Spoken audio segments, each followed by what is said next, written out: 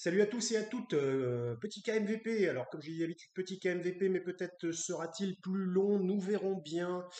Donc, KMVP, pas de cut, pas de montage, pas de mensonge, tout est brut, hein. Évidemment, il n'y a pas de montage, comme vous pouvez le voir. Petite clope, petit café, on se met bien tranquille. J'avais envie de faire un petit KMVP. Alors, évidemment, j'avais envie, alors, parce que si vous ne connaissez pas la chaîne, je voulais parler un peu de tout et n'importe quoi, en particulier de la société, mais il est vrai que le KMVP, qui est donc Karim Michel vous parle, c'est-à-dire moi-même, votre serviteur, euh, c'est plutôt, on va dire, orienté sur les analyses politiques de la société actuelle de notre pays dans lequel nous vivons actuellement sous une menace terrible qui est la menace macroniste, hein, tout simplement, disons-le. Qui, donc on va parler évidemment, alors bon, ça fait déjà plusieurs années hein, que j'en parle de ça. On va parler évidemment du remaniement, mais en fait, c'était pas pour faire un KVP sur le remaniement, puisque de toute façon tout le monde le fait. Et on va en parler un petit peu parce que ce qui est intéressant de comprendre, d'essayer de comprendre, alors je n'avais pas du tout prévu de faire une introduction comme ça, j'avais prévu d'enclencher direct, cela je suis un petit peu agacé, même beaucoup je dirais. Euh, voilà, ce qui est intéressant de comprendre, c'est les enjeux et qu'est-ce qui se cache derrière tout ce que l'on nous montre, tout ce que l'on nous abreuve, ce dont on nous abreuve, pardon pour d'avoir écorché la langue française, tout ce dont on nous abreuve à travers les médias mainstream, hein, tout simplement. Ce que je voulais dire, pour entrer dans le vif du sujet, petit coup de café vite fait, c'est voilà, je me sens plus capable de le faire. Bon, c'est par qui sommes-nous dirigés? En ce moment, évidemment, avec la polémique de Attal et enfin la polémique. C'est en train de devenir une polémique, et tant mieux. La polémique comme quoi l'autre, là, Oudéa Castera, machin, là, ne met pas ses enfants à l'école publique, nanana, je sais pas quoi, pour telle et telle raison. Enfin, n'a pas mis. Bon, voilà. Là, je me suis dit, enfin, là, en étant sur Twitter, d'ailleurs, vous pouvez me suivre hein, sur Twitter, hein, c'est pareil, c'est Karim Michel vous parle, hein, c'est comme la chaîne YouTube. Je me suis dit, enfin, au-delà de polémiques un peu stériles comme ça, parce que c'est une polémique un peu stérile, puisque bon, en fait, elle a le droit de mettre ses enfants là où elle veut, mais j'ai envie de dire, il est clair qu'elle est chargée de l'éducation nationale, de l'enseignement public, et déjà, elle dit, ben non, moi, j'ai préféré ne pas mettre mes enfants dans le public, pour des raisons X, Y, Z que je n'ai pas envie de développer, que vous connaissez de toute façon. Euh, J'ai envie de dire, mais c'est un but contre son camp de dire ça. Enfin, ça démontre déjà la compétence intellectuelle de réflexion de la personne déjà. Voilà. Donc, enfin, je pense enfin, ce sont des gens, ils ne se représentent pas de leur fonction, ils ne comprennent pas. Ils ne comprennent pas parce que Macron justement désigne, parce que on va faire croire que c'est le gouvernement désigné par Attal, mais non, mais c'est avec Macron et c'est Macron qui lui a, alors, je ne sais pas s'il lui a imposé ou pas, mais c'est lui qui prend les décisions finales, on le sait bien. Donc, ils ont fait moult réunions. Bon, bref, nous avons des gens qui dirigent tous les citoyens français, tout le peuple français, qui quand même compte environ jusqu'à 70 millions d'habitants bientôt. Puisque de toute façon, alors après on va dire, oui, les enfants, je sais pas quoi. Oui, mais les enfants, ça découle aussi de comment les parents vivent, ainsi de suite. Donc, tout le monde, quoi. Même les animaux, hein, les animaux, on va dire, les animaux domestiques aussi, hein, pourquoi pas. Nous sommes dirigés, voilà, rentrons de plein pied dans le sujet, et c'est ça qui est lamentable, et c'est ça qui est un énorme problème dans lequel nous nous trouvons. Nous sommes dirigés par des multimillionnaires, nous sommes dirigés par des gens extrêmement riches. Alors bon, évidemment, les milliardaires, ça existe, mais laissons-les de côté. Nous sommes dirigés par des gens multimillionnaires. Déjà, millionnaires, c'est suffisant. Nous sommes dirigés, je le répète, il y a un problème, il y a quelque chose qui ne va pas dans cette société française actuelle. Nous sommes dirigés, les lois sont votées, enfin, votées, sont euh, obligatoires au 49.3, sont imposées, je cherchais le terme, sont imposées au 49.3 par des gens multimillionnaires, donc une caste supérieure, enfin supérieure, financièrement, évidemment. Être multimillionnaire n'est pas être supérieur à un pauvre, évidemment. Euh, donc, autrement, moi-même, je me tirerais une balle dans le pied. Donc, c'est évidemment, l'humain, est-ce que l'humain ne se représente-t-il qu'en avoir financier. Est-ce que c'est ça l'humain? Je vous rappelle à la limite que la monnaie existe depuis peut-être, je crois que c'est les premières pièces frappées, c'était Rome, je crois, où euh, il y a eu Alexandre le Grand, je crois, ou un truc comme ça. Je veux dire, la monnaie, elle existe que depuis 3000 ans. Bah, je veux dire, euh, les humains, ils existent depuis 100 000 ans environ. 200 000 ans, il y a Lucie, machin. Bon, je suis pas un spécialiste non plus là-dedans. Mais ce que je veux dire, la monnaie n'existe. Il y a 10 000 ans, la monnaie n'existait pas. Donc, nous sommes dirigés par une caste financière de millionnaires. Alors, Macron, issu de la banque Rothschild, alors, qui a dit un beau jour, il a dit, ah, si j'avais voulu gagner plus d'argent, je serais resté banquier chez Rothschild. Mais bon, millionnaire quand même. Sa femme a travaillé dans des écoles privées, dans une école privée, les plus cotées jésuites à Paris, dans Paris 16e ou je sais pas où, dans un Paris de haute volée, enfin de haute volée. Alors quand je dis ça, quand je dis haut, machin, tout ça, moi je ne le pense pas, mais c'est comme ça qu'ils se considèrent et que la société considère les gens. Aujourd'hui, vous n'avez pas d'argent, vous n'êtes pas considéré. Vous êtes considéré comme en échec. Vous êtes considéré en échec parce que aujourd'hui, je dis bien aujourd'hui, ça n'était pas comme ça il y a 20 ans. Il y a 20 ans, on essayait de favoriser toutes les capacités des gens, que ce soit pour telle ou telle capacité, pas forcément en rapport avec l'argent. Aujourd'hui, tout est argent. L'argent domine le monde. Et d'ailleurs, bon, ça serait intéressant aussi, pourquoi pas, de parler, mais bon, c'est pas le sujet. L'argent domine le monde, bon, ça on le sait, bon, l'argent domine le monde depuis longtemps déjà. Rome a créé la domination par l'argent et par la guerre, hein, de toute façon, l'Empire romain. Moi j'ai vraiment l'impression que nous sommes dans un héritage euh, euh, de l'Empire romain qui se perpétue, évidemment, bon, même si il a été défait au bout de 450 années, enfin, pas, ça a duré environ 800 ans, mais à plus 450 après Jésus-Christ. Donc voilà, j'ai vraiment l'impression que nous vivons une période qu'on pourrait même qualifier de régressive, une période régressive où c'est l'argent qui contrôle tout, c'est l'argent qui définit un statut social, c'est l'argent qui définit même une réussite. Si vous avez de l'argent, c'est que vous avez réussi. Eh bien, je veux dire, si on y réfléchit bien, les trois quarts, c'est surtout l'argent qu'ils ont pris aux autres ou qu'ils ont arnaqué. Pourquoi vous voyez qu'il y a des gens, par exemple, prenons l'exemple, je voulais pas, bon, c'est du KMVP, donc je pars un peu là où j'ai envie de partir, euh, sans transition. Euh, voyez par exemple l'exemple des influenceurs qui se font appeler, enfin certains influenceurs, les influenceurs TikTok, tout ça, qui sont à Dubaï, machin, tout ça, pour ne pas payer d'impôts, euh, pour faire plus d'argent, et puis parce que apparemment c'est the place to be maintenant, mais bon là-bas il y a encore, on coupe encore les mains à certaines personnes, hein, il y a la peine de mort, tout ça, machin, enfin bref. Euh, donc nous sommes dans une société, les influenceurs qui ont été qualifiés d'influx voleurs, ces gens-là se font de l'argent en faisant du phishing, des arnaques, voilà. Enfin, je veux dire, les banquiers, comment se font-ils de l'argent? Avec des frais de dossier, avec des contraintes budgétaires, avec en vendant 3 fois plus cher telle chose, en faisant des transactions financières. Enfin bref, en étant dans les cours de la bourse. La bourse, ça n'est rien qu'un immense jeu jeu d'argent. Ce n'est qu'un jeu d'argent, quoi. Ce sont des paris, c'est parier sur qui va réussir, qui va échouer, enlever de l'argent d'un endroit, en mettre un autre, vendre, acheter, ça n'est que, enfin voilà. Et nous sommes gouvernés depuis 7 ans, et encore, on va parler de Sarkozy un petit peu aussi, donc depuis bien plus longtemps. Et même si Hollande disait qu'il voulait tordre le bras à ce genre de pratique, il n'a rien fait, il s'est penché et épanché avec Valls sur les attentats, tout ça, machin. Il y avait que ça, que ça, que ça, que ça, les problèmes avec l'extrémisme. euh, euh, voilà, vous le savez, vous avez compris. De toute façon, j'ai déjà 50 bips dans la vidéo. Donc, bref, déjà 50 shadowban.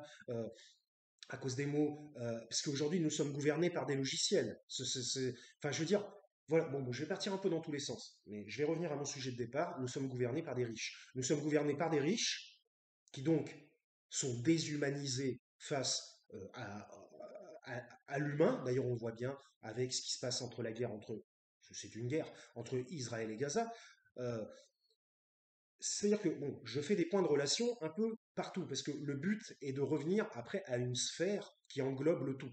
Donc, nous sommes gouvernés, donc qu'est-ce que je disais juste avant, par des gens qui déshumanisent complètement, qui n'en ont rien à faire, puisque ce sont des ultra-riches. Donc, nous sommes à la fois gouvernés par des ultra-riches, et nous sommes gouvernés par des logiciels informatiques. Voilà, des algorithmes qui sont des logiciels finalement. Donc voilà, je veux dire, Terminator, la guerre des machines, c'est pas un robot avec un fusil, ça arrivera peut-être un jour, hein, parce qu'ils sont en train de travailler énormément les robots là aux États-Unis, là ils ont fait pas mal d'avancées, mais bon peu importe, c'est pas le sujet. Euh, nous sommes, la guerre des machines, c'est la guerre de l'informatique, c'est la guerre des logiciels. Et nous sommes aujourd'hui, parce qu'un logiciel remplace un homme, et donc on ne le paye pas. On paye le logiciel qui va coûter probablement une fortune. Ça serait intéressant de savoir combien ça s'achète, tout ça, ce genre de choses. Pour les gouvernements, je parle. Je ne vous parle pas de vous acheter votre VPN. Pour les gouvernements, les logiciels qui sont fabriqués exprès, qui sont mis en place exprès pour tel ou tel site gouvernemental ou pour telle ou telle action, fonction que le gouvernement veut utiliser. Donc nous sommes dominés à la fois, parce que oui, on est dominés, il faut le dire, nous sommes dominés à la fois par des ultra riches et par des logiciels. Donc les ultra riches, c'était un peu le sujet de départ. Qu'est-ce que nous avons? Nous avons Attal. Il a été dit qu'il est millionnaire. Voilà. Je ne sais pas exactement comment il a fait, mais il est millionnaire. Ça a été dit. Ça a été plus ou moins prouvé qu'il est millionnaire. Nous avons Panier Runachier. J'ai écorché son nom. Je ne sais même pas quel est son vrai nom. Je l'appelle comme ça. Euh, Elle, provenant de je ne sais plus quelle boîte, plusieurs boîtes quand même très très bien payées, elle est millionnaire aussi. Nous avons, alors là, évidemment, celle qui est dans la sauce en ce moment, et tant mieux, ça apprendra à réfléchir avant de parler. Elle a voulu, je ne sais pas ce qu'elle a voulu faire en fait, peu importe. Elle, c'est pareil, ancienne directrice d'AXA, ancienne directrice de Carrefour, mariée avec le président directeur général de la Société Générale. Voilà, moi je veux dire, ne me dites pas qu'ils ne nagent pas dans le pognon, ils en ont rien à faire que vous n'arriviez pas à vous chauffer, ils comprennent même pas, vous voulez que je vous dise, leur cerveau d'ultra riches n'arrive même pas à saisir comment on ne peut pas avoir le chauffage chez soi. Je pense qu'il ne... voilà, je prends cet exemple parce que c'est mon cas. Donc, comment... Bon, là, j'en ai un petit, mais tout petit, voilà, hein, c'est vraiment une toute petite merde qui chauffe presque rien. Et qui me prend beaucoup d'électricité. Électricité encore plus 10% au mois de février. Hein. Double augmentation en 2023, augmentation, et il va y en avoir une double aussi probablement, parce que février, ça fait que 2 mois, il reste 10 mois derrière. Donc, des augmentations, à l'époque des anciens gouvernements, on avait une augmentation par an, ce qui était déjà trop. Parce que les baisses, ça n'existe pas. Les gens qui attendaient des baisses, par exemple pour les produits alimentaires, non mais ça n'existe pas les baisses. D'ailleurs, la preuve, là, les grands patrons ont dit, enfin les patrons de supermarchés ont dit, ah, on ne reviendra pas au prix d'avant. Mais j'ai envie de dire, quel est quel étonnement, mais c'est étonnant. Mais évidemment, à partir du moment où vous vous gavez, vous prenez. Moi, je suis là, je vais même pas dire énervé, je suis. C'est lamentable. On part droit dans le mur, on part vers une scissure, une césure de tout ce que vous voulez, un découpage de classes où il y aura d'un côté les pauvres et d'autre côté les riches. Dans le temps, il y avait plusieurs classes, avec les classes moyennes et tout ça. Les classes moyennes vont devenir pauvres et les riches vont devenir encore plus riches. Donc, vous n'êtes pas bête, vous voyez bien que les deux s'éloignent les uns des autres et que ça va créer une tranchée entre les deux qui ne va faire que grossir, quoi. Que, voilà. Donc, je n'ai pas des super termes ce matin, je trouve pas énormément les termes corrects, mais c'est pas grave, vous comprenez quand même. Donc nous sommes tout simplement dirigés par des ultra riches. Et les ultra riches, souvent, comment devient-on ultra riche riche? C'est souvent des chefs d'entreprise. Ce sont des gens, parce que bah, l'argent, voilà, il vient pas n'importe où. L'argent, il vient bah, des travailleurs, hein, tout simplement. Bon, moi, je suis pas syndicaliste, tout ça. Un syndicaliste a mis ma mère au tribunal alors qu'elle était un abruti, je tiens à le dire, allez, allons-y, parce que c'est KMVP, un abruti de la CGT, désolé, hein, j'ai rien contre la CGT au niveau des grandes luttes, mais un abruti de la CGT a mis ma pauvre mère handicapée de 79 ans au tribunal des prud'hommes parce que, soi-disant, il manquait 200 € à la meuf qui venait travailler chez nous. qui nous les a jamais demandés. Elle est jamais venue se plaindre, jamais venue dire, excusez-moi, je pense qu'il me manque de l'argent, ou alors est-ce que je peux je l'aurais donné en heures. Moi, j'aurais dit, bon, bah, écoutez, reprenez des heures, restez chez vous, pas de problème. Parce qu'on ne l'avait pas, l'argent, on pouvait pas payer plus. Et ma mère, elle était complètement handicapée. Donc cet abruti de la CGT, un véritable abruti, a mis ma mère au prud'homme. Ma mère était obligée d'aller au prud'homme pour payer 200 balles de plus. Alors évidemment, il voulait beaucoup plus. Il voulait des 3 000, des 4 000 euros pour préjudice, pour je sais pas quoi, pour je ne sais quoi, pour des conneries, des inventions du mensonge. Euh, et ma mère a été mise au prud'homme, en fin de vie, complètement handicapée après un AVC, en fauteuil roulant, avec un bras mort, une jambe morte, en train de pleurer à la table. C'est ça la société d'aujourd'hui. Les forces qui ont de la puissance et qui des formes de lobby, parce que la CGT, les syndicats, pas la CGT, je veux pas uniquement parler que de la CGT, les syndicats en général sont devenus des lobbies, c'est une réalité. Ils deviennent ceux qu'ils combattent finalement. Et donc voilà, donc bref, un abruti, bon bref, passons à autre chose parce que ça c'était la petite minute personnelle. Mais c'est lamentable, ils n'en ont rien à faire de votre souffrance, ils n'en ont rien à foutre que ça soit d'un côté ou de l'autre. Donc nous sommes gouvernés par des ultra riches qui n'ont aucune compréhension qu'il y a des gens en souffrance. Ils l'entendent, ils n'arrêtent pas de l'entendre. Ah oui, les gens souffrent, les gens souffrent, les gens ont des difficultés, les gens ont des problèmes, les gens se plaignent. Et ils font rien. Ils ont été élus. Ils ont été élus pour s'occuper des citoyens et du peuple français. Qu'est-ce que c'est? C'est réduction des services publics, réduction de l'hôpital. L'hôpital, moi j'ai envie de dire, bah, malheureusement, j'ai connu des hôpitaux avec ma mère. euh, j'ai envie de dire, non, mais j'ai pas envie d'y aller. Je n'ai pas envie d'y aller. Je me dis, bah, moi franchement, je le dis, si vraiment, bah, à moins que je sois à la limite de crever, je vais peut-être appeler SOS médecin ou le SAMU, mais je vais pas appeler les pompiers pour qu'ils m'emmènent à l'hôpital à côté où ma mère est morte en 6 jours avec une surdose comment ça s'appelle? J'allais dire d'héroïne, de dérivés, voilà, bon, bref, vous avez compris. Je trouve pas le terme. De toute façon, dès que je cherche quelque chose d'important, je le trouve pas en ce moment, donc un petit problème psychologique. Euh, non, mais puis même, vous voyez, les urgences, tout ça, machin, les urgences, enfin, vous attendez pendant 6 heures dans l'entrée au froid, enfin au froid, ils ferment peut-être les portes, bref, bon, enfin bref, il n'y a plus rien qui va, plus rien qui va, tout part en couille, tout part complètement dans un délire. C'est du grand n'importe quoi. Donc nous avons, comme je l'ai dit, bon voilà, c'est un peu un KMVP un petit peu décousu, hein, désolé. Nous avons, comme je l'ai dit, nous sommes dirigés par des ultra riches. Donc nous avons Oudéa Castéra, nous avons Attal, nous avons Pannier-Runachier, nous avons, comment il s'appelle aussi, Dupont-Moretti, grand avocat à Paris pendant des dizaines d'années. Ne me dites pas que cet homme-là n'a pas d'argent.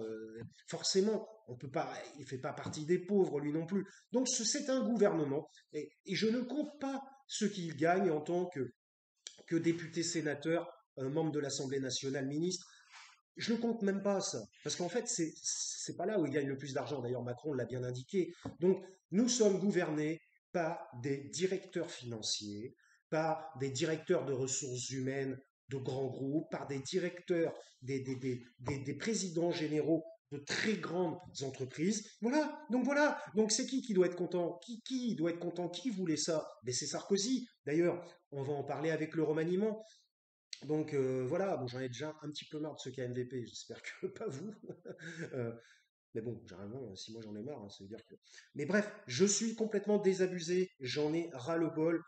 Cette France, c'est une France de rouleau compresseur, une France qui compresse les Français. Mais de toute façon, ça va pas pouvoir tenir, qui continue comme ça, qui continue comme ça. Ils ont déjà eu les gilets jaunes à un moment donné pour une essence qui était à 1,70, alors que maintenant elle est à 2 euros. Moi, j'ai même plus de voiture, je n'en veux même plus. Je ne veux plus de véhicule, ça coûte trop cher, c'est des emmerdes, des problèmes, des dépenses, voilà, voilà. J'en ai marre de cette société. Cette société, aujourd'hui, ah bah oui, il y a des avancées technologiques. Oui, j'aimerais bien rouler en Tesla. Bon, même si je suis pas super pour uniquement les voitures électriques ultra connectées, machin, c'est pas mon trip. Mais c'est vrai, j'aimerais bien rouler en Tesla. Mais une Tesla, c'est combien? C'est 30 000 balles, c'est 30 000 euros, c'est 20 000 euros, je sais pas combien ça coûte, 40 000 euros, je crois. Mais qui a 40 000 euros à mettre dans une voiture? Bah, des gens qui ont de l'argent. Quand vous voyez tous les youtubeurs, Les youtubeurs, ils sont tous là. Je vous montre ma dernière Tesla 3, ma dernière Tesla 4. Mais j'ai envie de dire, et les gens, ils sont là, waouh, oh, et les commentaires, oh, super content, t'es une Tesla, c'est la meilleure voiture, ah nanani, ah. Oui, alors, ça peut paraître un peu faire une forme de jalousie, je suis d'accord, il n'y a pas de souci. Mais c'est surtout être indigné, c'est une forme d'indignation. Ils sont là, ils vous montrent, alors là, bon, tout le monde va en prendre pour son grade, hein, finalement, dans ce cas MVP. Ils sont là, ils vous montrent, allez, mettre ma dernière Tesla. Oui, bah tant mieux pour toi si tu as une Tesla, tant mieux, on est content, j'ai envie de dire, tant mieux pour lui, je ne suis pas en train de jalouser, mais arrête de nous montrer tes richesses. Parce que une Tesla, c'est une forme de richesse. Arrête de nous montrer tes richesses. Après, ils se plaignent, ils montent là, ils se plaignent, j'ai été cambriolé. Et comme là, les stars, j'ai été cambriolé. Bah ouais, vous êtes pété de pognon, vous avez plein de fric. Bah, il y a des cambrioleurs, voilà, c'est comme ça fait partie de la vie, c'est malheureux, je dis pas que c'est bien, ça fait partie de la vie. Plus vous exposez vos richesses, plus il y en a qui vont vouloir les prendre. C'est comme ça a toujours existé. Donc nous sommes, pour revenir au gouvernement Macron, après on va peut-être en venir au remaniement, 21 minutes, je suis un peu parti dans tous les sens, hein, donc veuillez m'excuser.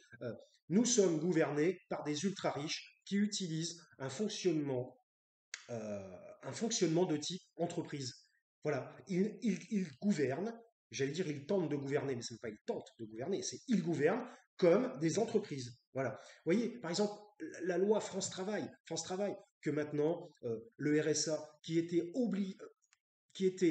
au départ prévu pour des gens, pour que des gens ne tombent pas dans la pauvreté extrême, pour que des gens puissent continuer à s'acheter à manger et se chauffer l'hiver, par exemple, eh bien aujourd'hui, eh bien tout ça, ça n'existe plus. Aujourd'hui, avec loi France Travail, il va falloir montrer, il va falloir travailler 15 heures par semaine, ce qui est beaucoup, hein, je trouve, quand même, pour avoir 500 balles, pour avoir 534 euros, c'est beaucoup, je trouve, hein, 15 heures par semaine, hein. C'est limite, c'est de l'esclavagisme, en fait, je vous le dis directement. Il va falloir travailler, et si on ne veut pas le faire, eh ben, on va le couper, le RSA. C'est simple. Donc, couper le RSA à quelqu'un qui n'a plus de chauffage, qui n'a plus de voiture, qui est isolé, dont les parents sont décédés. Oui, je parle de moi, en fait. Voilà, mais coupez-le, il n'y aura plus rien. Heureusement que, voilà, heureusement que je suis assez fort intérieurement et un petit peu extérieurement aussi pour voilà, il y en a plein qui se foutraient en l'air, je vous le dis. Ils vont créer avec ce genre de loi, ce genre d'abus de privilèges, d'abus social. C'est un abus social. Et derrière eux, ils piquent dans les caisses dans tous les sens. Dans tous les sens, ça pique dans les caisses. Et puis quand ils sont pris, hein, ils sont mis en examen, et puis ça dure 4, 5 ans, 6 ans. Comme ça, ils sont plus au pouvoir. Quand ils sont jugés, ils sont plus là. Mais c'est fait exprès. C'est retardé, retardé, retardé. Comme ça, ils peuvent continuer leur petite magouille, tranquille, pendant 3, 4 ans, en attendant le jugement, tout simplement. Donc, je regarde s'il me reste ouais, de la batterie, parce que je n'ai pas le branché le chargeur. Euh, Donc, si vous voulez, mais que voulez-vous attendre de ces gens-là? Ce sont des enfin, j'allais dire multimilliardaires, ce sont des millionnaires ou multimillionnaires qui pondent des lois pour qui? Pour bah, des millionnaires ou pour des moins millionnaires. Regardez, y a-t-il des gains de salaire euh, conséquents, il faut bien le dire, et non pas plus 13 euros ou plus 12 euros au mois? Y a-t-il des gains de salaire conséquents dans la fonction publique? Parce que le privé, ça ne dépend pas d'eux. Y a-t-il des gains de salaire? L'éducation nationale, ils n'arrêtent pas de dire ah oui, l'éducation nationale, il faut faire attention à nos enseignants, tatati tatata. Bon, moi personnellement, toute ma famille est issue de l'éducation nationale. Je n'aime pas l'école, je le dis franchement. Je dis c'est nécessaire, c'est bien d'aller à l'école, mais je ne suis pas un fan de l'école, sauf de l'université qui ouvre l'esprit. L'université, c'est autre chose. Euh, euh, D'ailleurs, les facs, elles tombent en lambeaux, ça tombe en lambeaux. Les étudiants font la queue pour aller manger au resto du cœur. Ou alors, ils vont manger le repas à 2,50 € au Crous où tu as 3 frites avec un poisson pané. Voilà, parce que évidemment, un repas à 2 euros, tu vas pas. Voilà, ça va pas être l'entrecôte. Ça, c'est sûr. Tiens, bonne question, y a-t-il des entrecôtes au Crous? Ah oui, mais c'est vrai, on peut les acheter. On peut acheter des entrecôtes aussi, c'est vrai. Il y a le repas à 2 euros, mais après, tu peux acheter, si tu as un peu plus d'argent, tu peux acheter une petite entrecôte quand même. Voilà. Donc il n'y a rien à attendre de ces gens. Voilà. Et pendant encore 2 ans, ça va être ça. Ça va être l'oppression des classes populaires faibles. à faible revenu, excusez-moi, à faible revenu et non pas forcément faible, ça va être de l'oppression constante, ça va être que ça, que ça, que ça, que ça va être que ça. Ne vous attendez à rien.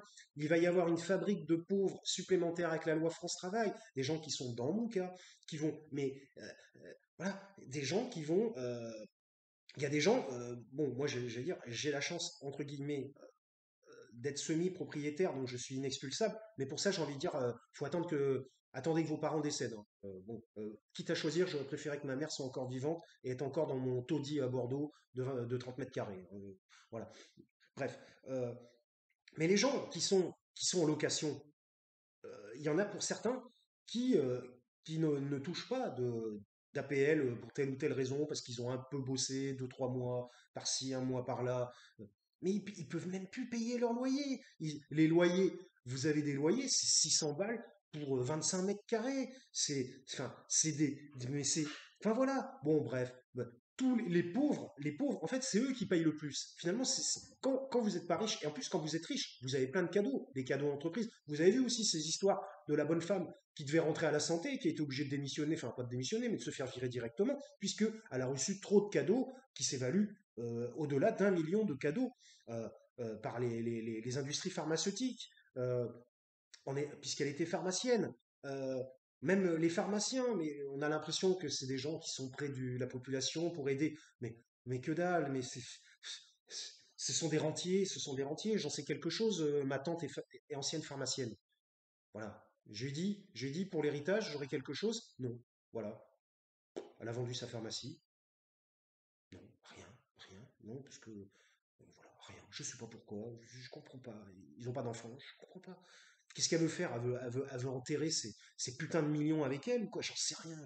Elle veut donner, je sais pas moi, à une école en Afrique. Je sais pas ce qu'elle veut en faire de ces thunes. Bref, c'est une autre histoire familiale. Mais c'est pour vous dire, en fait, plus ils ont d'argent, plus quelqu'un, en fait, il y a une forme de théorème qui vient juste de me venir.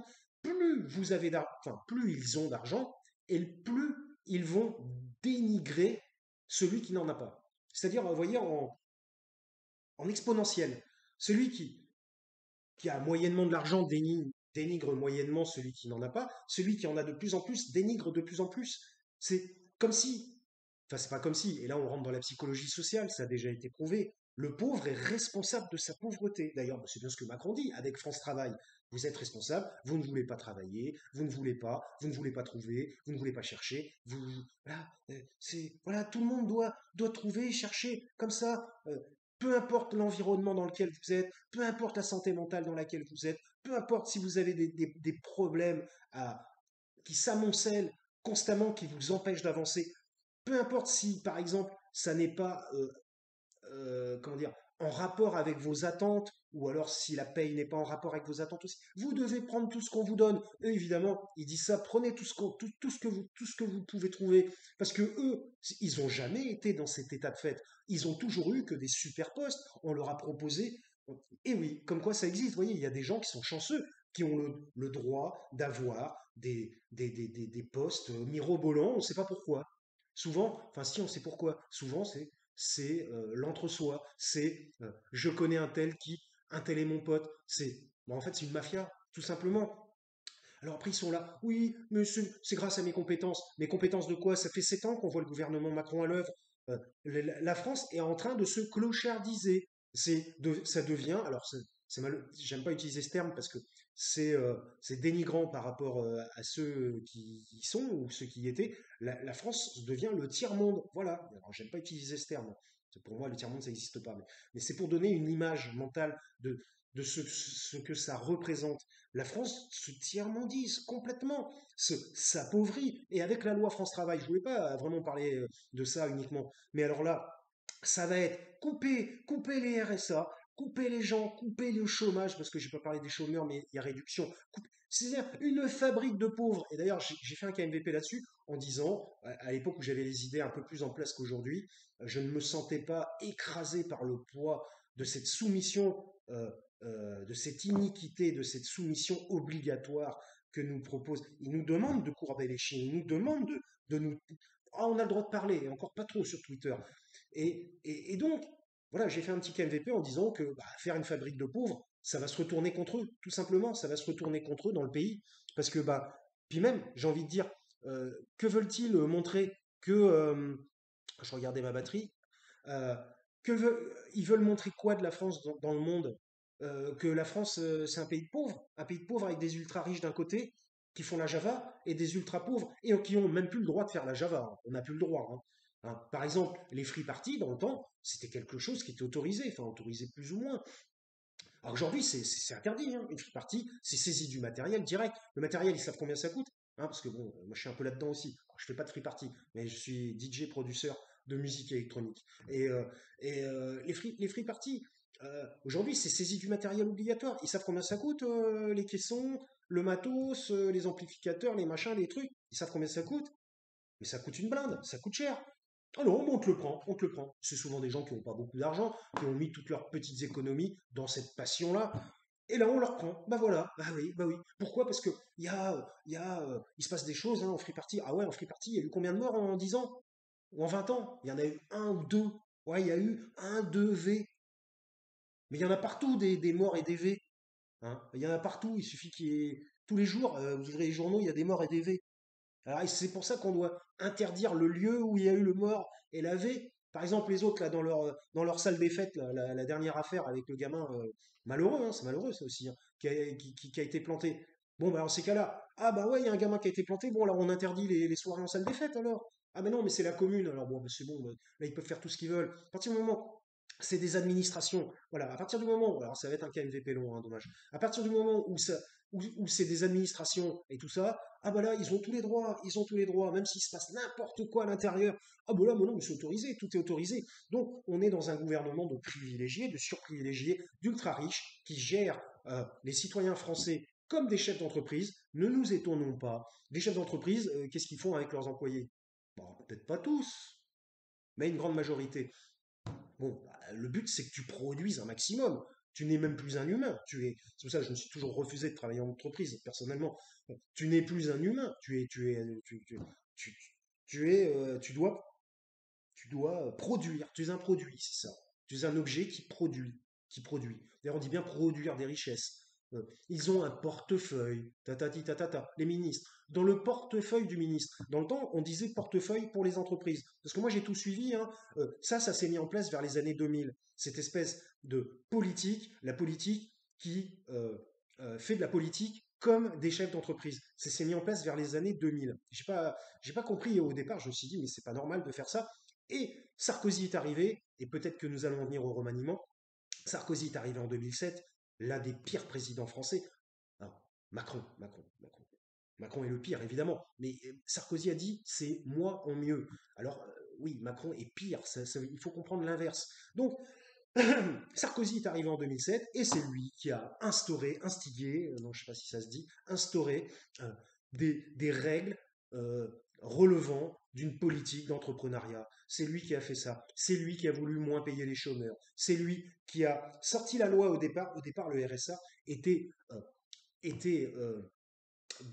fourni aux gens qui n'avaient pas de subvention, qui n'avaient pas de rentrée d'argent, contre rien du tout. Parce que c'était une nécessité pour lutter contre la pauvreté, tout simplement.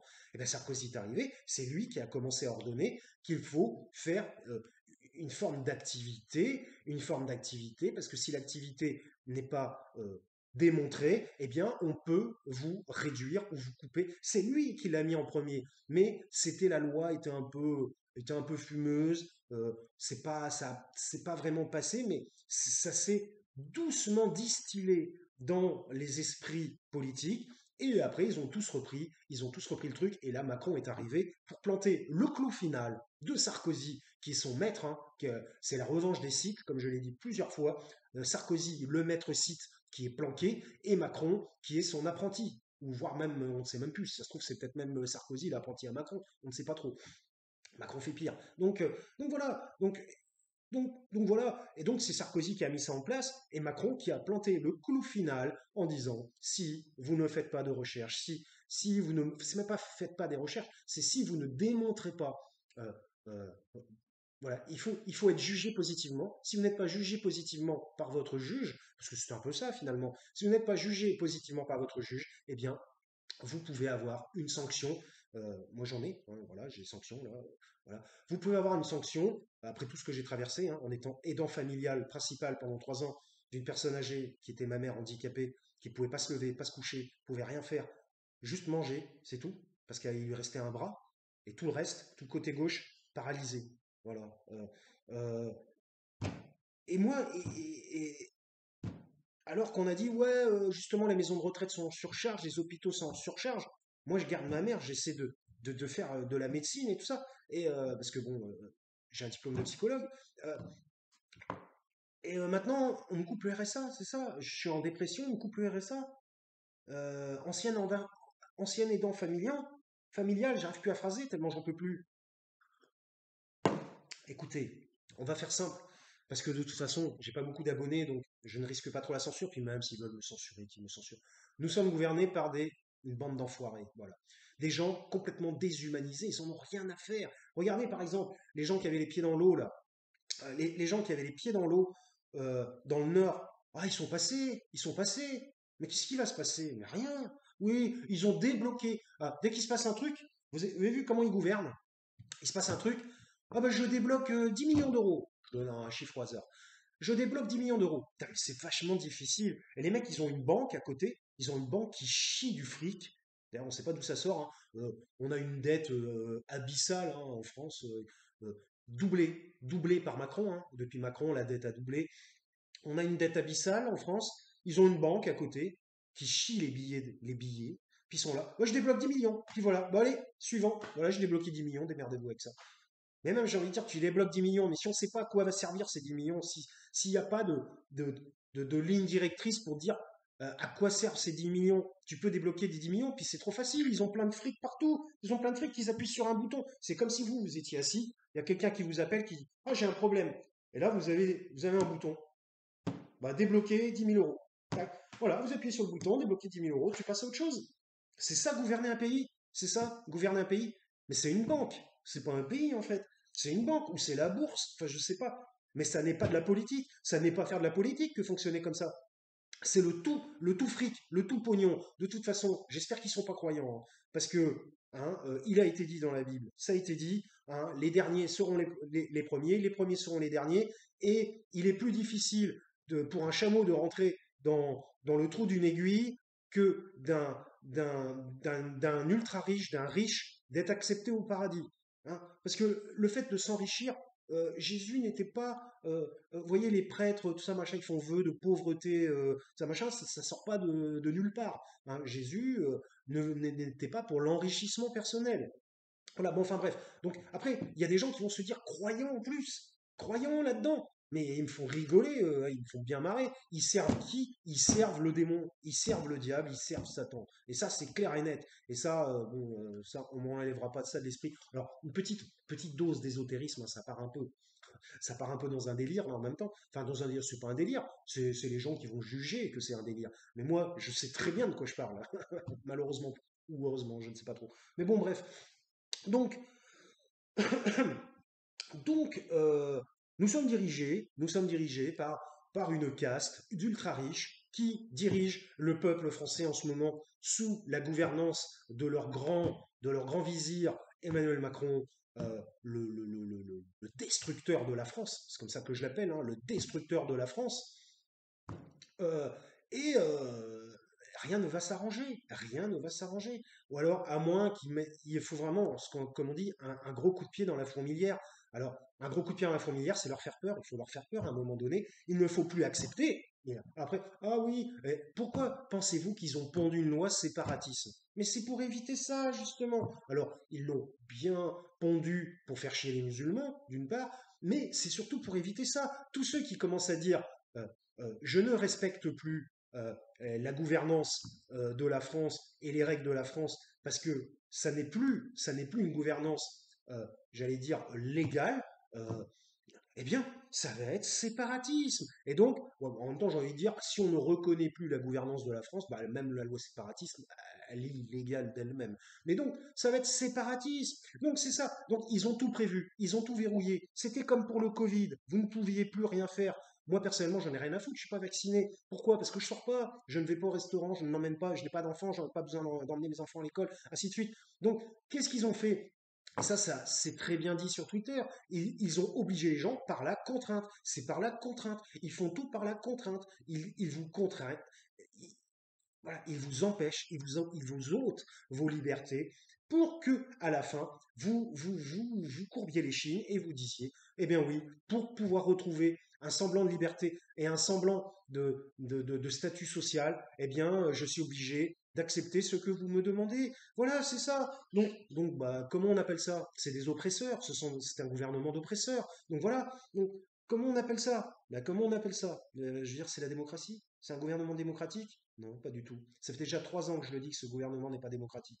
4 ans. Vous pouvez regarder des vieux. Non, peut-être pas 4 ans, parce que j'ai commencé à faire du KMVP après le décès de ma mère, il y a 3 ans. Regardez les KMVP, je le dis plusieurs fois que c'est un gouvernement qui n'est pas démocratique. Donc voilà. Donc, et donc pour le remaniement, ben, ça sera un KMVP d'1 heure. Et oui, bon, je suis parti un petit peu difficile, puis maintenant ça y est, hein, je suis vieux diesel, hein, vous voyez. Donc le remaniement, on aboutit à quoi à la fin? On aboutit à l'UMP.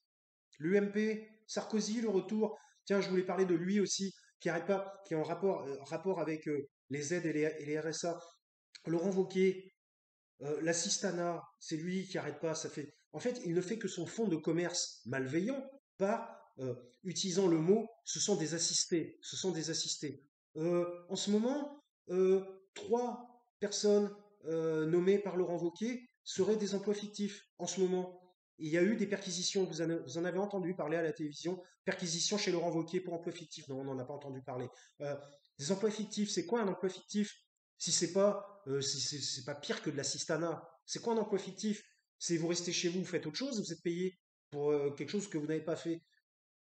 Et lui, il ose, avec ses dîners, enfin son dîner, il n'en a pas fait plusieurs, mais qui sait, avec son dîner à 100 000 euros pour faire des affaires avec des gens qui avaient quelque chose à amener, à lui amener, un dîner à 100 000 euros, 100 000 euros évidemment qu'il a pris sur son propre compte en banque. Hein? Ben, bien sûr que non. Et après, de toute façon, comme le disait Freud, généralement, c'est ceux qui le disent, alors, comment dire, qui discriminent, qui pointent du doigt le plus, généralement, c'est eux qui le sont, en quelque sorte. Ils font une forme de projection à l'extérieur de leur mal personnel intérieur en disant, c'est pas moi, c'est l'autre. Et en fait, généralement, c'est eux-mêmes qui sont souvent pires que ce qu'ils dénoncent. J'espère que ce n'est pas mon cas. Mais moi, je suis pas. Enfin, bah si, les ultra riches. Là, les ultra riches, on n'en peut plus. Mais que les ultra riches soient ultra riches, pas de problème. Ils ont le droit. C'est pas interdit la richesse dans ce monde, dans ce bas monde. Mais par contre, qu'ils ne fassent pas de politique, qu'ils ne dirigent pas la France, parce que ça ne leur suffit plus leurs ultra richesses. C'est, c'est pas marrant. Au bout de 10 ans, vous en avez ras le cul d'aller sur votre yacht, vous en avez ras le cul de faire des vacances de folie, parce que bah, ça devient banal, en fait, finalement, au fur et à mesure du temps. Donc, qu'est-ce qui vous manque? Il vous manque quoi dans votre vie? Vous avez toutes les putes de luxe, les yachts, les Ferrari, tout ça. Qu'est-ce qui vous manque? Tout le monde vous ouvre les portes en vous saluant bien bas. Qu'est-ce qui vous manque? Le pouvoir. Pouvoir diriger des humains. Voilà. Comme le faisaient les empires dans leur temps, les esclavagistes. euh, voilà, enfin, c'est-à-dire les époques sombres de la société humaine, tout simplement. Et ces gens-là, ben, ils veulent diriger des gens, parce qu'en plus, ils dirigent déjà des salariés. Mais merde, bon, il y a des contrats de travail, tout ça, machin, c'est pas évident, c'est chiant. Ils peuvent se retourner, hein, enfin se retourner contre un grand patron, je suis pas certain que ça marche. Par contre, se retourner contre une petite vieille qui est en train de crever, oui, là par contre ça fonctionne. Une société lamentable, nous vivons des heures sombres, lamentables, lamentables. Voilà, donc remaniement, parce que je vais essayer de pas dépasser 1 heure, c'était un KMVP d'1 heure, voilà, désolé. Ouais, j'ai les ongles longs, ça arrive. Remaniement, eh bien, c'est Sarkozy, le retour de Sarkozy. Voilà. Sarkozy, le multicondamné. Multicondamné, il ne lui reste plus qu'une chance en cours de cassation. Hein. Il a 3 procès, 3 affaires. Je crois qu'il y en a une qui n'a pas encore été jugée. Je ne suis pas un spécialiste. Vous voyez ça avec Monsieur Fabrice Arfi de Mediapart. C'est lui le pro là-dessus. Euh, et c'est lui qui donne des directives à Emmanuel Macron, qui accepte ces directives. J'ai envie de dire pourquoi Emmanuel Macron roule avec Sarkozy. J'ai envie de dire pourquoi. Quel est le but? Sarkozy a beaucoup de pouvoir. Il a du pouvoir, il a eu beaucoup de pouvoir et il en a encore. Macron est un avide de pouvoir. Il est avide de pouvoir. Au moins, le retour de bâton, ce qui est positif, c'est qu'il se fait démonter sur la scène internationale. Puisque sa technique, c'est oui à gauche et oui à droite. C'est dire oui à tout le monde pour ne rien faire par la suite. Sauf envoyer des millions. Non, en fait, eux, ils sont juste capables d'envoyer du fric. Voilà. Envoyer du fric, c'est tout. Du fric, pas de fric. Du fric, pas de fric. Donner du fric, enlever du fric. C'est tout. Il n'y a rien. Vous voyez, Zelensky. Du fric, du fric. Ouais, il y a eu. Ils veulent favoriser la guerre en Ukraine. L'Ukraine qui ne gagnera jamais contre la Russie. Euh, et là, c'est carrément la Chine qui veut se faire Taïwan. Et là, je crois que il y a les États-Unis qui ont dit ouais, bah ouais, si nous supporterons Taïwan contre la Chine, je sais pas quoi. Non, mais Taïwan ne va jamais gagner contre la Chine. C'est encore pire que l'Ukraine contre la Russie. C'est- ils sont, ils sont à portée de tir en 10 secondes. C'est, puis même, il va y avoir une guerre mondiale pour Taïwan, c'est pareil. Il faudrait une guerre mondiale sino-américaine, européenne, pour sauver une île au bout du monde dont on ne connaît rien. J'ai envie de dire, mais c'est n'importe quoi. Mais qu'ils se démerdent. Ils ont voulu Taïwan, pourquoi ça existe? Bon, je suis pas un spécialiste de Taïwan, mais Taïwan, pourquoi ça existe? Parce qu'il y a eu la colonisation britannique avant, nanana, ils ont voulu rester plus ou moins dans l'occidentalisation et se défaire de la Chine. C'est leur droit, hein, je dis pas le contraire, hein, ils ont le droit de vouloir faire comme ça. Et la Chine, le problème c'est que la Chine, elle rigole pas. Moi, ça serait moi, je serais président chinois, je dirais, allez, cassez-vous Taïwan, cassez-vous. Mais alors, vous attendez pas à ce qu'on fasse des affaires de malade. 34%, il va falloir que j'aille chercher ma batterie, puis ça me fera faire une pause. Parce que j'ai pas terminé encore, je voulais parler un peu plus du remaniement. Euh, mais voilà, bon, après, la Chine, on sait qu'ils sont pas fins non plus, ils sont pas fins, ils rigolent pas trop, quoi, quand c'est une question de territoire et tout ça. On voit bien ça, on n'entend plus trop parler, mais le Tibet, voilà, il y a eu le Tibet à un moment donné, on n'entend plus parler, et bon, voilà, hein, c'est un peu la Chine qui administre le Tibet, hein, et non pas l'inverse, hein. Donc bref, et puis bon, les Chinois, ils sont 3 milliards, ils sont 2 milliards 5. Ils peuvent lever une armée de plusieurs millions d'hommes en une semaine.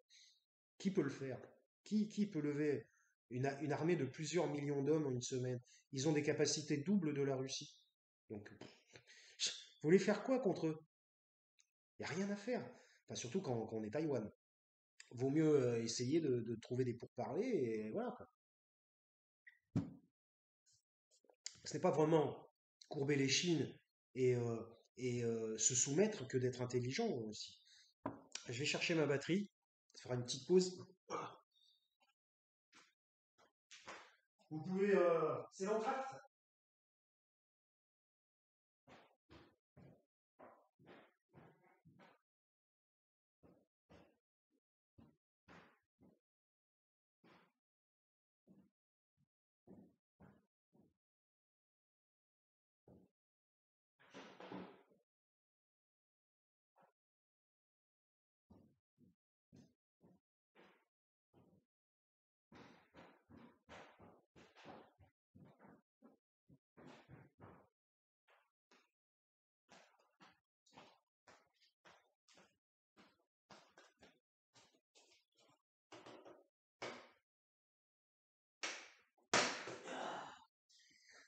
Avec ces prises anti.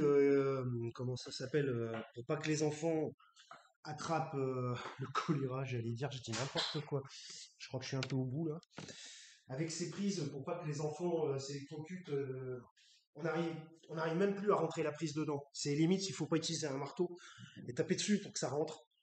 Voilà, la sécurité, toujours la sécurité, la sécurité, la sécurité. Au nom de la sécurité, on peut plus rien faire. On peut même plus rentrer une prise correctement, quoi. C'est vraiment barjot, quoi.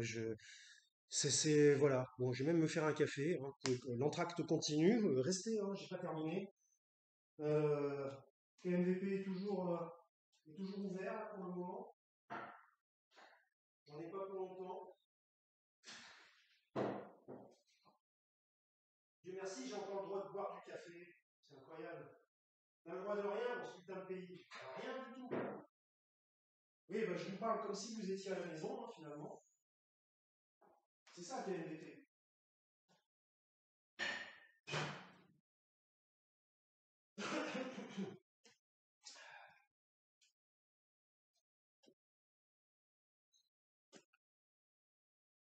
Et oui, c'est la pause. Bon, il y a bien des youtubeurs qui se filment en train de manger, ce qui n'est pas du tout intéressant. Je dirais même ce qui est un peu dégoûtant, déjà. Je veux dire, manger, c'est un peu, enfin voilà, c'est un peu un acte, j'allais dire intime, non, parce qu'on mange en groupe, mais bon, voilà, quoi. Ils sont là en train de se montrer, en train de manger des quantités astronomiques, enfin, c'est complètement ridicule, enfin, voilà, donc là, il se passe rien, j'en suis un peu désolé.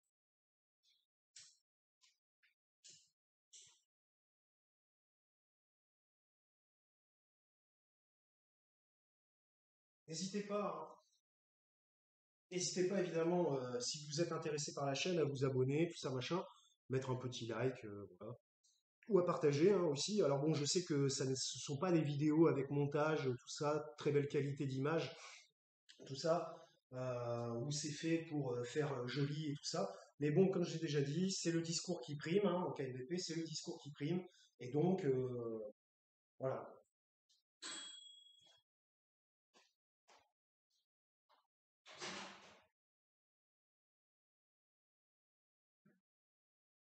Donc, nous allons en venir maintenant au remaniement. Si jamais j'arrive à m'asseoir un jour, il y a toujours quelque chose à faire. Faire chauffer le bordel, tourner le machin, le poser sur la table. Ouais, la matière, c'est pas facile, la matière. Finalement, un monde sans matière, c'est peut-être mieux, hein. Donc, et pour ça, il faut attendre. Donc, bah, venons-en 52 minutes 06. Alors maintenant, je suis à la fibre. Alors, et j'ai la fibre depuis 2 mois, gratuitement, hein. Parce qu'autrement, on va croire, on va dire, ah, l'autre, il me parle de pauvre, il a la fibre, il a un beau siège. Bon, ça, c'est la maison de ma mère, hein. Donc, ma mère a été enseignante toute sa vie, elle a économisé de l'argent, elle a travaillé, elle s'est levée tôt le matin, ce qui est pas faux, hein, 5h30, hein, je me souviens, pour faire ses photocopies. Tous les matins, 6 heures du matin, photocopie. Ça n'existait pas les photocopieuses à l'époque, c'était des machines à encre. Enfin bref, puis à la fin, on l'a traitée comme de la merde, voilà, avant qu'elle meure. On l'a fait crever dans un hôpital, sous morphine, voilà, on n'a rien fait, on n'avait rien à foutre. Voilà. De toute façon, quand vous êtes vieux, vous finissez vieux, ils en ont rien à foutre de vous. Ah, ils arrêtent pas de dire, oui, il faudrait un plan pour le grand âge. Ah ouais, il faut. Le plan pour le grand âge, c'est l'euthanasie, c'est ça. C'est leur plan là, c'est quoi? C'est ah ouais, l'euthanasie, c'est ça. C'est je suis content, j'ai pas beaucoup de cernes aujourd'hui, c'est incroyable. Ça dépend de la lumière en fait, de la lumière que je reçois par rapport à la caméra. On s'en fout, c'est clair. L'euthanasie, c'est ça, voilà, c'est ça leur plan. Leur plan, c'est bon bah on peut plus faire grand chose pour vous. Bah on va vous achever, hein, on va vous achever. Parce que pourquoi? Parce que ça libère le lit pour une autre personne qu'on va achever derrière. Et puis comme ça, il y a plein de gens qui capent le lit. Poum, poum, poum, poum, poum. Et les lits, c'est de l'argent. Changer de personne. Hop, l'argent il rentre. Voilà, c'est ça, c'est ça. Et c'est qui a fait rentrer cette politique d'entreprise dans les hôpitaux? C'est Nicolas Sarkozy. C'est lui, hein. La privatisation, l'ultra-privatisation de tout ce qu'il y avait en France, c'est Sarkozy, c'est sous Sarkozy. Il n'y a pas que lui, mais c'est particulièrement lui. Et lui, c'est, comme je l'appelle, Diablo Sacro, Diablo Sarko. J'ai fait des vidéos sur lui, hein, si ça vous intéresse, où j'étais beaucoup plus explicite qu'aujourd'hui.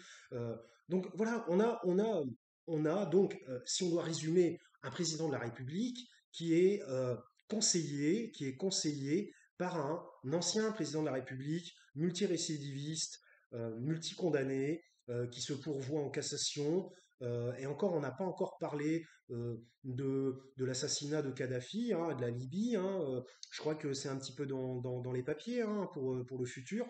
Euh, voilà. Donc qu'est-ce que vous voulez? que cet ultra riche banquier, bras droit de la France chez Rothschild, qui prend des conseils de, du président, d'un ancien président français, le plus condamné parmi les présidents de tous les présidents, je pense, français, voilà, euh, le plus avec des affaires de justice. Euh, il y a aussi l'histoire à l'époque où il avait détourné de l'argent des Bettencourt, de L'Oréal. Enfin, détourné. Disons que c'est en justice ça aussi, je crois. Ou alors, je ne sais pas ce qui s'est passé. Ou alors, il s'était fait saucer par l'argent de Bettencourt. Enfin, Bettencourt qui, à l'époque, c'était pas la fille, c'était la mère qui était assez âgée. Ça pourrait même être ça pourrait même être un abus de faiblesse. Mais bon, comme ils sont pétés de fric, L'Oréal est encore dans les trois plus grosses fortunes, je crois dans les 10 plus grosses fortunes en ce moment même du monde. Donc les produits de luxe, hein, ça marche bien, hein. Comme quoi le luxe, ça trempe dans des affaires pas forcément très correctes, quoi. Et, euh, et donc, bah, eux, évidemment, ils ont donné plusieurs millions à Sarko, mais plusieurs millions pour eux, pour nous, c'est 10 euros, c'est même 3 euros, c'est 2, 3 euros. Si vous sortez 2 euros, vous avez un copain qui dit, ah, j'ai vraiment plus beaucoup d'argent, tu peux me prêter 2 euros, bah, tu lui dis, mais tiens, je te les donne, les 2 euros, je te donne 2 euros, voilà, même si tu n'as pas beaucoup d'argent. Bah, L'Oréal, c'est pareil, ils sont milliardaires. 1 milliard, il suffit de faire un peu des maths, ils sont milliardaires. Mais 2 millions, ils en ont rien à foutre. 2 millions, c'est quoi 2 millions sur 1 milliard? Bon, bah voilà, faites le calcul, ils en ont rien à foutre. De toute façon, tous les mois, c'est des centaines de millions qui rentrent, tous les mois. Bon, peut-être pas des centaines, mais des dizaines, plusieurs millions par mois qui rentrent sur le compte en banque. Qu'est-ce qu'ils en ont à foutre de sortir à 2 millions une fois tous les 6 mois et pour quelqu'un qui va en plus les aider à gagner encore plus de millions derrière. Donc, bon, tout ça, il n'y a rien qui va. Il n'y a rien qui va. Bon, on est un peu, bah, c'est en train de devenir, si on essaie de réfléchir à quoi ça ressemble, c'est en train de devenir une mafia. C'est une mafia. Voilà. Nous sommes gouvernés. D'ailleurs, je ne sais pas si vous avez remarqué, mais là où la mafia est la plus présente en France, c'est en Corse, hein. La mafia corse, on n'en entend plus parler, hein. Les Corses, quand il se passe quelque chose, il y a eu une gendarmerie qui a été dégradée par les Corses récemment. Pas de suite, pas de suite, on n'entend pas parler. Rien. Mais allez dégrader une gendarmerie là ici en France. Bah, vous allez voir que les keufs ils vont toquer à votre porte direct, ils vont arriver avec les cagoules, le GIGN et tout ça, parce que maintenant ça rigole plus. Et puis bah vous allez être mis en comparution immédiate, hein, et puis prendre probablement la prison ferme, hein, ça c'est quasiment sûr. Hein. Et dégrader une gendarmerie, voilà. Ah mais non, mais en Corse, eux, ils font péter une gendarmerie. Rien, rien du tout. Quand ils commencent à élever la voix, ils commencent à élever la voix, hop, on leur donne ce qu'ils demandent. En gros, ils font peur. Ils font peur. Puis en Corse, Sarkozy était très proche des Corses. Parce quoi qui est le maître, Dieu merci, il est mort lui. Mais le maître de Sarkozy, qui a tout appris en gros à Sarko, c'est parce quoi quand Sarkozy était ministre de l'Intérieur, euh, sous Chirac, eh bien, ben voilà, il y a Chiappa aussi. Ah oui, je suis moitié corse, je vais en Corse tout le temps et tout ça. Vous avez pas remarqué, ils ont tous des accointances avec les Corses. Oh bon, moi, je suis pas anti-Corse, hein, j'y suis jamais allé. Mais bon, tout ce que je remarque, c'est que la Corse, c'est bizarre hein, là-bas ce qui se passe. Donc voilà, donc donc remaniement, avec donc, puisque en fait c'est un peu le sujet de départ et ça fait 1 heure que je parlote. Veuillez m'en excuser, mais peut-être que de temps en temps, quelques phrases sont intéressantes dans mon discours. Eh bien, nous avons un remaniement où c'est le retour de l'UMP. D'ailleurs, Alexis Poulain l'a très bien dit en 1 minute 40, hein, plus rapide que moi. C'est un professionnel, pas moi. Euh, eh bien, voilà, le retour de l'UMP avec 4 ou 5 ministres, je ne sais plus exactement les noms, je ne veux même plus les retenir les noms, de toute façon. Leurs noms, ce sont des robots, ce sont des robots interchangeables. Donc ça ne sert plus à rien de savoir qui est qui. Enfin, juste pour connaître un petit peu la fortune et d'où ils viennent, et puis c'est tout. Qu'est-ce qu'ils vont faire? Rien du tout. Ils sont comme des logiciels. Ils vont vous fournir le logiciel maître qui les dirige. Et le logiciel maître, c'est Macron et Sarkozy. Voilà. Donc maintenant, là, de nouveau, Sarkozy re-rentre au gouvernement par 4 ou 5 ministres euh, complètement euh, autorisés, alloués par Macron, qui leur donne de bonne grâce cette capacité de faire ceci de nos jours, alors qu'on n'en veut pas de Sarkozy, on n'en veut plus. Tout ce qu'on veut, c'est qu'il soit jugé et qu'il effectue ses peines. Parce que monsieur et madame, vous êtes monsieur et madame n'importe qui, euh, votre peine, vous allez l'effectuer. Mais eux, ils effectuent pas leur peine. Ils ont des petits bracelets, ils sont à résidence, en villa, dans leur résidence, assignés à résidence, tout ça. Euh, ou alors, enfin, il se passe Balkany, on n'entend plus parler. Le mec, il a chialé, il a détourné, je sais pas combien de millions d'euros pendant 40 ans. Il a chialé, au bout de 2 mois de prison, il a dit oh, je vais mourir, machin, je suis vieux. Bon, terminé, on l'a fait sortir. Sa femme, elle a fait des hospitalisations à répétition pour pas aller en prison. C'est- Et voilà. Et puis bah, maintenant, alors ils en ont parlé une fois, deux fois, trois fois, et puis après, terminé. Passer à autre chose. Et puis bah, ils sont où maintenant? Mais ils sont probablement chez eux, en train de compter. Alors par contre, ils ont été obligés de rembourser des choses. Ah oui, bah oui, mais rembourser, mais avec l'argent qui est planqué en plus, les paradis fiscaux, les machins. Parce que les paradis fiscaux, on n'entend plus parler. Hein. À sous Macron, vous avez entendu parler des paradis fiscaux depuis 4 ans, là? Non. Non. C'est comme s'il n'y en avait plus. Il n'y en a plus du tout de paradis fiscaux. Ça n'existe plus. Comment ça s'appelle? La corruption, tout ça, ça n'existe plus. Il y a plus, il y en a plus. De toute façon, maintenant, il prend même des ministres qui sont déjà mis en examen. Donc le retour de Dati, hein, évidemment. Alors Dati, grande sarkozyste devant l'éternel. Hein, voilà. Hein, peut-être même plus, hein, je pense, hein, personnellement, vu que à chaque fois comment ils se prennent les uns dans les bras et comment ils s'embrassent, on a vraiment l'impression qu'ils se connaissent très très bien. Vous voyez ce que je veux dire? Euh, voilà, bon, on est dans une situation politique gangrénée. Voilà, je vais terminer, 1h01, c'était très long pour me répéter, peut-être pour avoir enfoncé quelques portes ouvertes, veuillez m'en excuser, mais c'est pour bien faire rentrer le clou, ce qu'elle veut dire. Parce que j'ai l'impression qu'il y a des gens qui ont du mal à comprendre ce qui se passe dans ce pays actuellement. Euh, nous sommes vraiment dans une situation, déjà premièrement, de clochardisation de la France, de tiers-mondisation de l'État. Enfin, non, pas de l'État.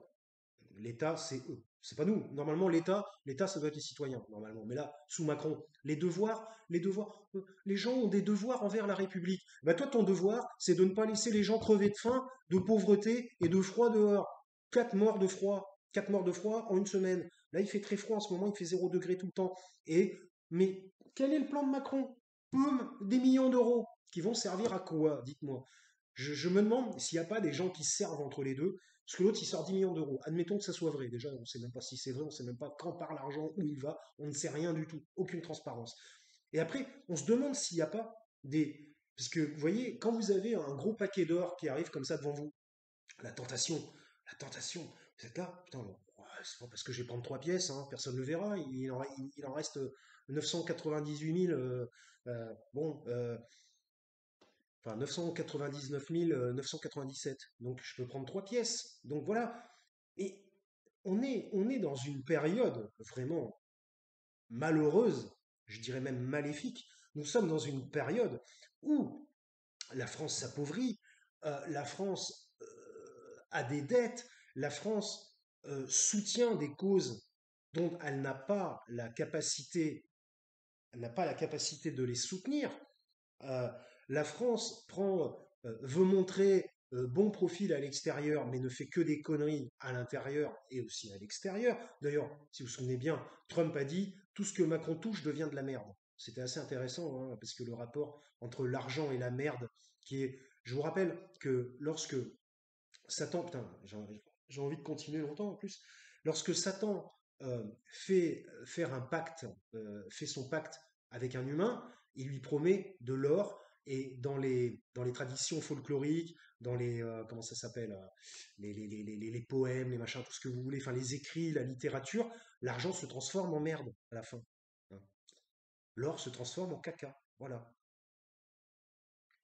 Donc, euh, donc voilà, bah écoutez, nous sommes dans une période difficile. En plus, les éléments et le temps n'est pas avec nous. Je parle du temps, il fait beau, il fait pas beau. La météo n'est pas du tout avec nous. Il y a des ouragans un peu partout, des inondations partout. Les volcans se réveillent, hein, je l'ai déjà dit plusieurs fois.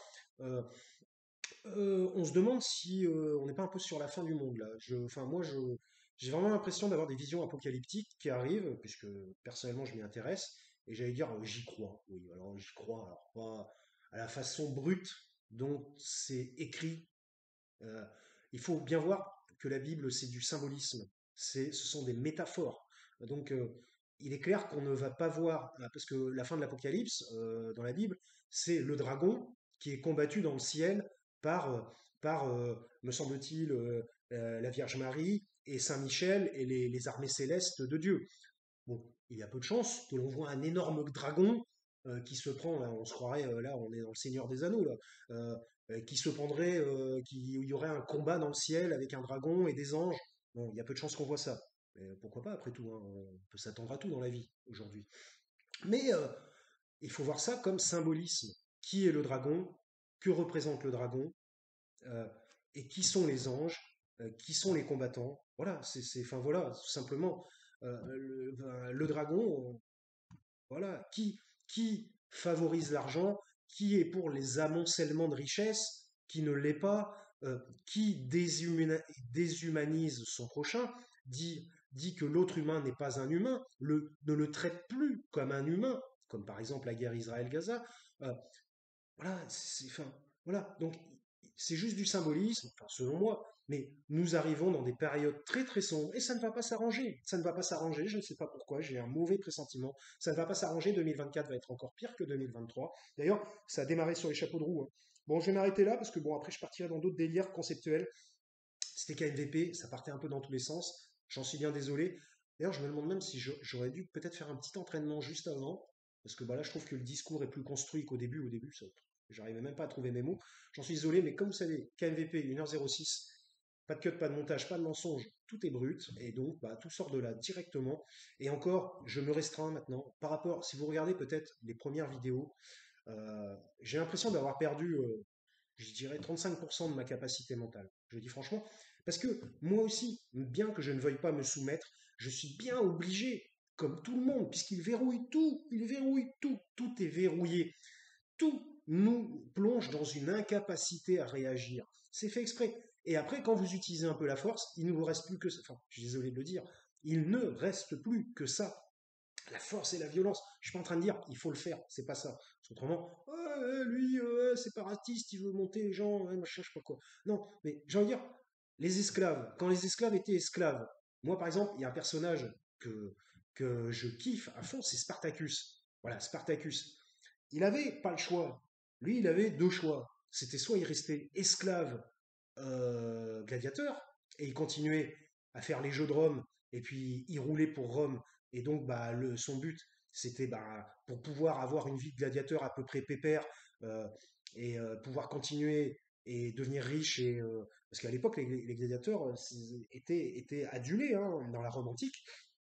Eh bien soit il avait ce choix-là, c'est-à-dire rouler avec l'État, avec l'Empire, ou soit se sortir de sa condition d'esclave, mais malheureusement, la seule manière de le faire, c'était, il savait très bien qu'il allait être poursuivi par les légions et par les prêteurs, et donc le seul moyen, c'était de se défendre en faisant couler le sang. Il n'avait pas le choix, c'était soit voilà, ou soit c'était lui qui était. Donc, quand vous défendez pour votre vie, bien, voilà, hein, on peut pas. Ce qu'on appelle de la légitime défense finalement. Donc voilà. Donc, est-ce que vous voulez, comme Spartacus, résister à l'oppresseur et voir un avenir meilleur, un autre monde est possible, ou alors rouler tout simplement. Ben voilà. Il y a rien qui peut les faire sortir. Dans 2 ans, j'ai envie de dire, là, voilà, on attend les élections. Les élections, ça fait. Moi, des élections, j'en ai vu pas mal. Depuis Chirac. Depuis Chirac, c'est toujours pareil. Chirac, c'est quand même la droite. 2 ans. Alors, tout le monde dit, ouais, Chirac était pas trop mauvais, c'était un bon président. À l'extérieur. À l'extérieur. Mais bon, la France, je suis pas certain qu'il ait fait vraiment grand-chose pour les Français, Chirac. Chirac, pendant. On s'est quand même pris 2 mandats de Chirac. Il était de droite, il était de l'UMP. Après, on s'est pris un mandat de Hollande, qui a plus ou moins. Alors, j'ai oublié Sarkozy. 2 mandats de Chirac, UMP. Après, mandat de Sarkozy. Alors lui, extrême droite, enfin droite, extrême droite. Puis après, il y a Hollande, mais comme il y a eu les attentats, ouais, comme c'est bizarre, d'ailleurs, je vais finir par me demander si, si ouais. Il y a eu les attentats. Ah ben là, tout d'un coup, allez, c'est reparti pour la droite, la sécurité, ouais, machin, la police, machin, attaque avec Valls. Et puis après, il y a Macron qui arrive et qui dit, ouais, moi, tout le monde va bien m'aimer, moi, je vais être génial, je vais sauver tout le monde. Et il fait encore pire que les autres, et il s'associe avec le multirécidiviste condamné. Euh, et là, non, mais là, j'ai envie de dire, mais on va supporter ça pendant combien de temps? Mais pendant combien de temps on va supporter ça? Moi, j'ai 50 ans bientôt. Mais jusqu'à 60 piges, je sais pas quand je vais crever, mais jusqu'à 60 piges, admettons, on va encore subir ça. Moi, j'ai envie de dire, si j'ai plus rien à perdre, hein, si je sais que je vais crever bientôt, autant crever en martyr ou en héros, plutôt que de crever comme une grosse merde dans un hôpital de merde qui est incapable de soigner quiconque. Parce qu'on ne lui en donne plus les moyens aussi. Mais bon, parce qu'il n'a plus envie de se faire chier, tout simplement. Bon, bref, malheureusement, je sais, ça n'est pas positif pour l'avenir, et j'en suis bien désolé. Mais bon, il faut voir aussi la vérité et la réalité. Et par contre, je suis content de quelque chose, que Véran, on n'entend plus parler de Véran. Alors, apparemment, il va peut-être être aux européennes, mais bon, j'ai envie de dire, c'est Monsieur Covid, Monsieur Restriction des libertés, Monsieur Mensonge, Monsieur qui dit que le vaccin ne transmet plus, ne permet de ne pas transmettre le Covid, qui dit que le vaccin est sûr et que les études randomisées ont été menées légalement et que tout est bon, tout est nickel, alors que tous les scientifiques ont dit qu'il fallait plusieurs années d'études avant de sortir ce genre de choses. Ils sont tous en accord disant que c'est... Alors évidemment, il y avait une urgence, j'ai bien compris, mais à un moment donné, il faut aussi prendre en considération lorsque le travail n'a pas été correctement fait et en avoir la présence d'esprit et le dire et l'assumer. Mais rien assumer.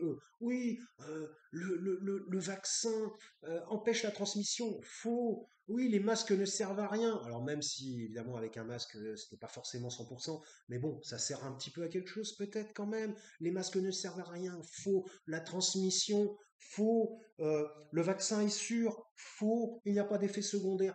Faux. Bref, ils n'avaient pas prévu les mutations, ces abrutis. Il n'y a pas besoin d'avoir fait 30 ans de médecine pour savoir qu'un virus peut muter.